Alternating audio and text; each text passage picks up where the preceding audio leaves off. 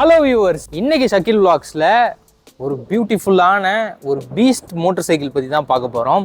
So இந்த brand ஸ்டார்டிங்கில் இந்த செக்மெண்ட்டில் ஒரு dual channel ABS motor cycle launch பண்ணுறாங்க. ஸோ இந்த மோட்டர் சைக்கிளை பேஸாக வச்சு தான் மார்க்கெட்டில் இருக்கிற ஏகப்பட்ட காம்படிஷன் மோட்டர் சைக்கிளில் டியூவல் சேனல் ஏபிஎஸ் இந்த மாதிரி நிறைய ஃபீச்சர்ஸ் எல்லாம் கொண்டு வராங்க. சிம்பிளாக சொல்லணும்னா ஒரு ஃபீச்சர்ஸ் லோட் பண்ண மோட்டர் சைக்கிள் தான் இந்த மோட்டர் சைக்கிள்.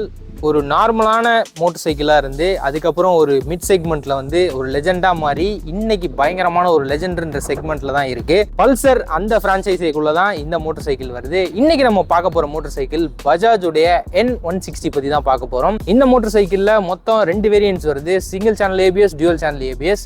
இன்னைக்கு நம்ம கிட்ட இருக்கிறது N160 dual channel ABS with USD ஃபோக்ஸ். அதை பற்றி தான் இன்னைக்கு நம்ம பார்க்க போகிறோம். இந்த மோட்டர் சைக்கிளில் என்னெல்லாம் ஃபீச்சர்ஸ் கொடுத்துருக்காங்க, ப்ரீவியஸ் N160க்கும் இந்த 160க்கும் என்னெல்லாம் அப்கிரேட்ஸ் பண்ணியிருக்காங்க, ABS ரைடிங் மோட்ஸ், இந்த மாதிரி நிறைய ஃபீச்சர்ஸ்லாம் லோட் பண்ணியிருக்காங்க. உங்கள் ஃப்ரெண்ட்ஸ் யாராச்சும் பல்சர் ஃபேன்ஸாக இருந்தாங்கன்னா அவங்களுக்கு இந்த வீடியோ ஷேர் பண்ணி விட்டுருங்க. மறக்காமல் நம்ம யூடியூப் சேனலை சப்ஸ்கிரைப் பண்ணிவிடுங்க. வாங்க வீடியோக்குள்ளே போகலாம்.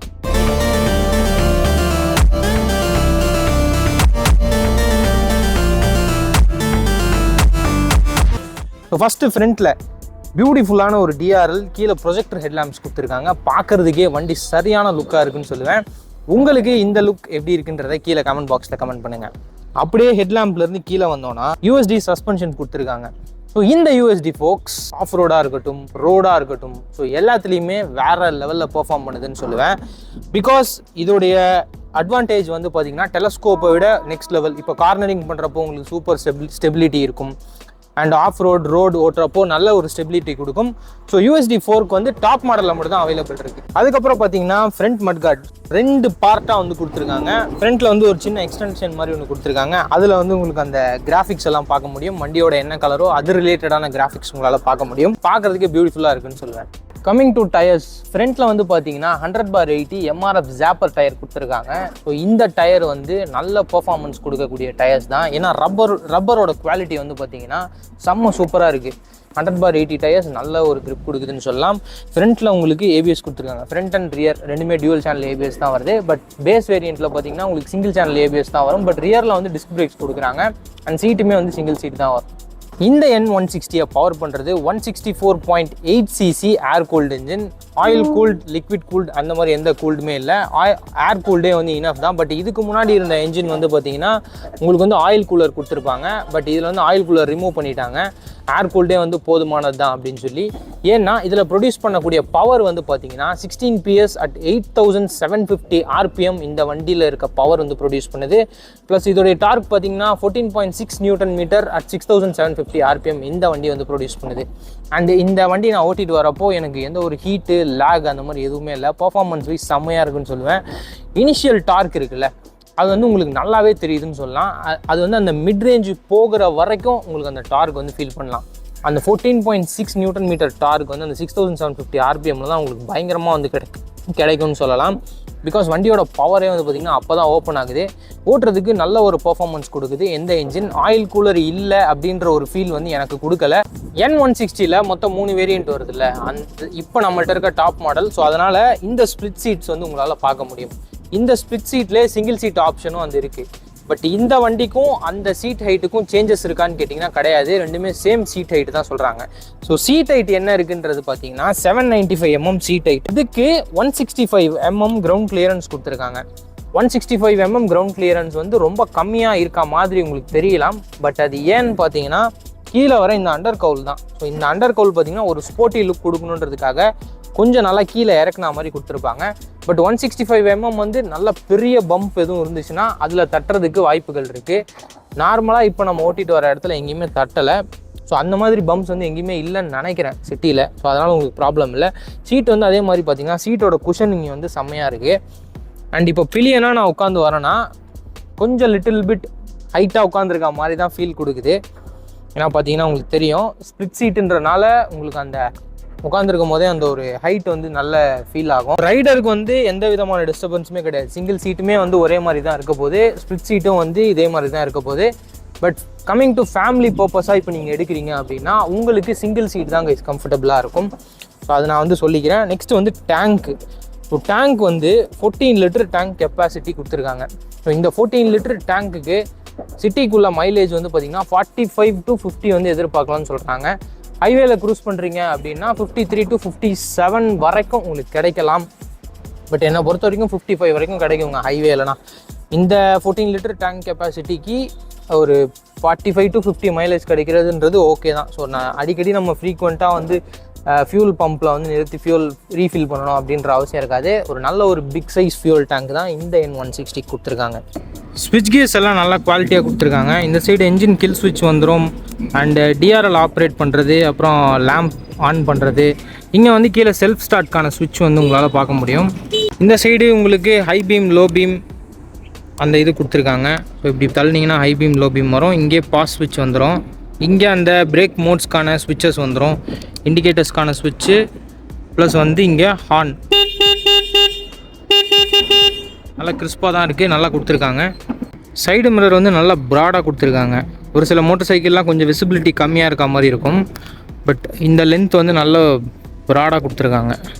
ஸோ நல்ல வெஹிக்கிள் வந்து பின்னாடி வர வண்டியை வந்து நம்ம ஈஸியாக பார்க்கலாம் இந்த அளவுக்கு ப்ராடாக இருந்துச்சுன்னா. சிலர் வந்து இப்படி ஷார்ப்பாக கொடுத்துருவாங்க, நமக்கு வந்து வேறு ஏதாவது ஒரு பிளைண்ட் ஸ்பாட் மிரரோ அந்த மாதிரி வந்து வைக்கணும். பட் இதுக்கு வந்து தேவையில்லை, ஏன்னா ப்ராடாக வந்து இங்கே ஷார்ப்பாக வந்து இங்கே ப்ராடாக ஓப்பன் ஆகுது. ஸோ பின்னாடி வர வெஹிக்கிளை வந்து ஈஸியாக வந்து நம்ம பார்த்துக்கலாம். நெக்ஸ்ட் வண்டியோடைய டிஸ்பிளே ஆன் பண்ண உடனே உங்களுக்கு ஒரு ஃபுல் எல்சிடி டிஸ்பிளே வந்து பார்க்க முடியும். இது டாப் மாடல். ஸோ இதில் வந்து உங்களுக்கு turn by turn navigation system வந்துடும். மற்ற 2 மாடல்ஸ்லேயும் இந்த டர்ன் பை டர்ன் நேவிகேஷன்ஸ் கிடையாது. அண்ட் இதில் வந்து உங்களுக்கு ஏபிஎஸ் மால் ஃபங்க்ஷன், இண்டிகேட்டருடைய அந்த லெஃப்ட் ரைட்டுக்கு தனித்தனியாக ஐகான்ஸ் கொடுத்துருக்காங்க. அதுக்கப்புறம் engine malfunction, oil level, high beam low beam indicator, and சூப்பரான ஃபீச்சர் கியர் பொசிஷன் இண்டிகேட்டர் கொடுத்துருக்காங்க. இப்போ கரண்ட்டாக எந்த கியரில் வண்டி போயிட்டுருக்கு அப்படின்றத உங்களுக்கு டிஸ்பிளேல பார்க்கறது மூலயமா வந்து தெரிஞ்சுக்கலாம்.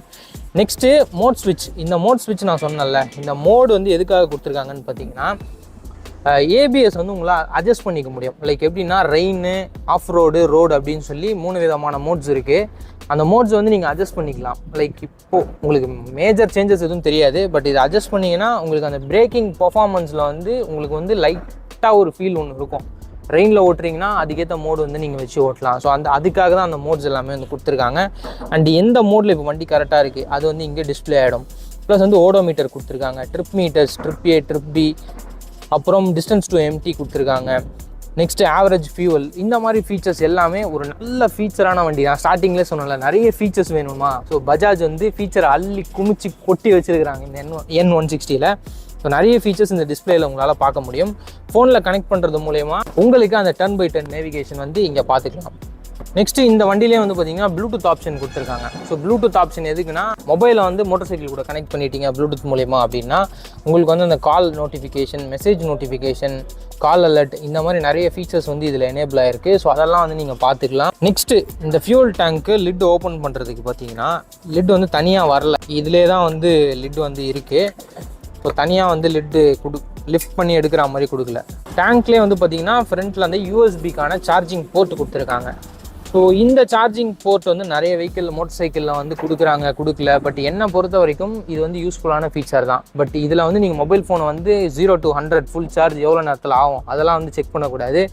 ஒரு எமர்ஜென்சி பர்பஸ்க்காக தான், ஃபோனை சாக விடாமல் உயிர் பொழைக்க வைக்கிறதுக்கு தான் இந்த இது கொடுத்துருக்காங்க. ஏதோ எமர்ஜென்சி எங்கேயோ வெளியில் போயிட்டுருக்கீங்க, ரொம்ப லாங் திடீர்னு போயிட்டீங்க, மொபைல் ஃபோனில் சார்ஜ் இல்லை, பவர் பேங்க்கும் இல்லை அப்படின்னா ஜஸ்ட் உங்கள் கேபிள் எடுத்துகிட்டு இதில் மாட்டி சார்ஜ் போட்டிங்கன்னா ஒரு மினிமம் அமௌண்ட் ஆஃப் சார்ஜ் வந்து ஏறிட்டே இருக்கும். நெக்ஸ்ட் வண்டியோட ரியர் பார்ட். ஸோ ரியர் பார்ட்டில் உங்களுக்கு 130/70 செக்ஷன் டயர்ஸ் கொடுத்துருக்காங்க. ஸோ நான் ஸ்டார்டிங்கில் சொன்ன மாதிரி தான் 100/80 டயர்ஸ் வந்து கொடுத்துருக்காங்க. அதுக்கு பேரிங்காக 130/70 டயர்ஸ் கொடுத்துருக்காங்க. ஸோ அது வந்து நல்ல ஸ்டெபிலிட்டி கொடுக்குதுங்க. ஸ்டெபிலிட்டி லெவல் வந்து எனக்கு எங்கேயுமே மிஸ் ஆகிற மாதிரி, அப்செட் ஆகிற மாதிரி அந்த மாதிரி எதுவுமே இல்லை. நான் நல்லா ஃப்ளிக் பண்ணி ஓட்டி பார்த்தேன், அப்போயுமே வந்து வண்டி நல்லா ரோட்டில் வந்து பிளான்டடாக தான் போகுது. ரியரில் உங்களுக்கு disk with dual channel ABS கொடுத்துருக்காங்க, நான் ஃபஸ்ட்டே சொன்ன மாதிரி தான். அண்ட் எக்ஸாஸ்ட் கேன் எங்கே அப்படின்னு நிறைய பேர் யோசிக்காதீங்க, ஏன்னா எக்ஸாஸ்ட் கேன் வந்து சென்டரில் கொடுத்துருக்காங்க. ஸோ இது வந்து ஒரு அண்டர்பெல்லி எக்ஸாஸ்ட் தான் வந்து கொடுத்துருக்காங்க. ஏன் அண்டர்பெல்லி கொடுக்குறாங்க அப்படின்னா, வண்டியோட சென்டர் ஆஃப் கிராவிட்டி வந்து எல்லாம் சென்டர் பார்ட்லேயே அந்த வெயிட் வந்து உங்களுக்கு ப்ராப்பராக இருந்துரும் அப்படின்னு சொன்னதுனால எக்ஸாஸ்ட் கேனுமே வந்து பார்த்திங்கன்னா உங்களுக்கு அந்த சென்டர்லேயே வந்து கொடுத்துட்டாங்க.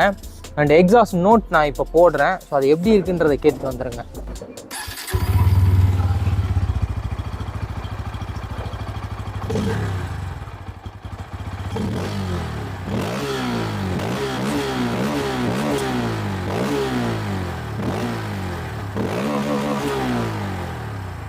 ஸோ வண்டியோட எக்ஸாஸ்ட் நோட் கேட்டிருப்பீங்க, அப்படியே வண்டி உருமுற மாதிரி இருந்திருக்கும். ஸோ அதுதான் என்எஸோட அந்த ஆரிஜின் மாறாமல் அந்த சவுண்ட்லேயே ஒரு லைட்டாக டியூன் பண்ணி கொடுத்தா மாதிரி தான் இருந்துச்சு எக்ஸாஸ்ட் நோட். இந்த எக்ஸாஸ்ட் நோட் உங்களுக்கு பிடிச்சிருக்கான்றதை மறக்காமல் கீழே கமெண்ட் பாக்ஸில் கமெண்ட் பண்ணிவிடுங்க.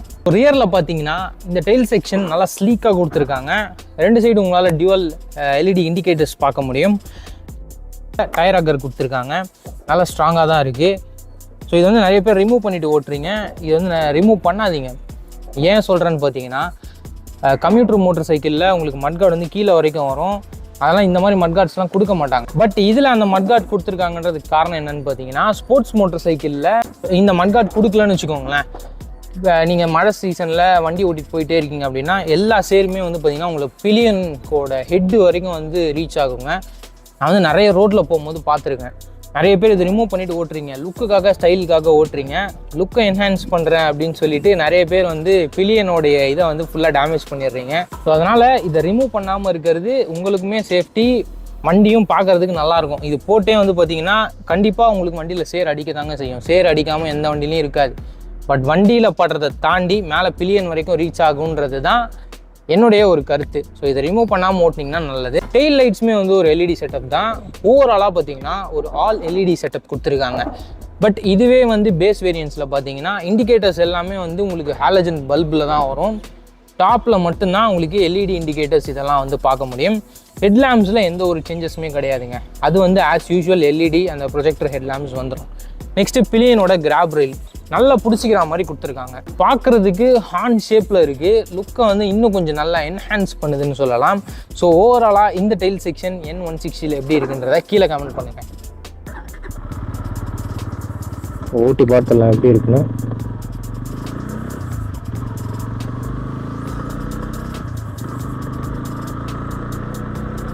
ஷிஃப்டிங் செம்ம சாஃப்டாக இருக்குங்க வண்டி.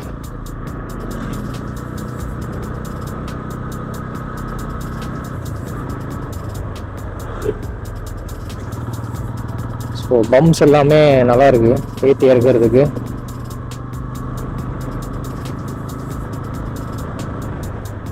அண்ட் ஃப்ரண்ட்ல வந்து யூஎஸ்டி கொடுத்துருக்காங்க. சூப்பராக இருக்கு, நல்லா ஒரு நல்ல சாஃப்டாக இருக்கு. கிளச்சு, சஸ்பென்ஷன் எல்லாமே ஸ்மூத்தாக இருக்கு. N160 single seat, dual seat 2 options கொடுத்துருக்காங்க.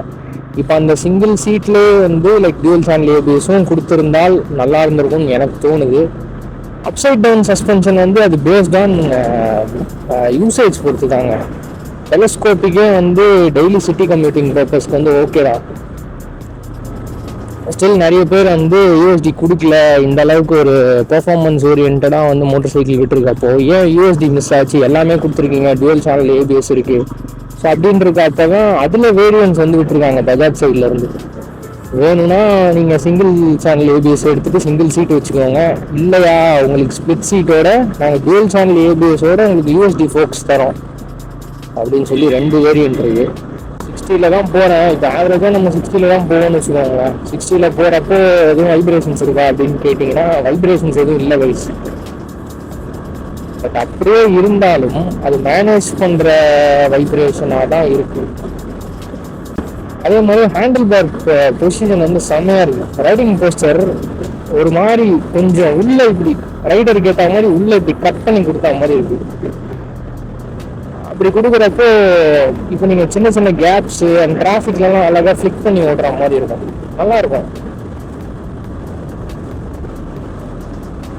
என்னை பொறுத்த வரைக்கும் N160 ஒரு நல்ல மோட்டர் சைக்கிள் தான். ஃபேமிலி பர்பஸ்க்காக எடுக்கிறீங்க, அது அட் த சேம் டைம் எனக்கு பெர்ஃபார்மன்ஸ் ஓரியன்டாகவும் வேணும் அப்படின்னா நீங்கள் தாராளமாக சூஸ் பண்ணலாம்.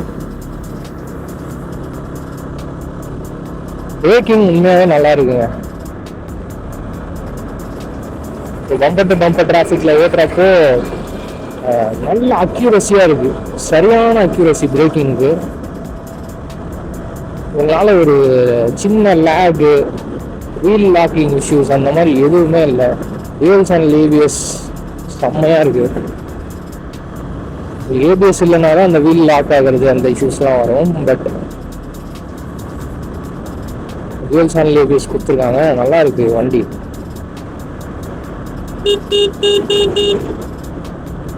ஹார்ன் சவுண்டுமே நல்ல சவுண்டாக தான் இருக்கு.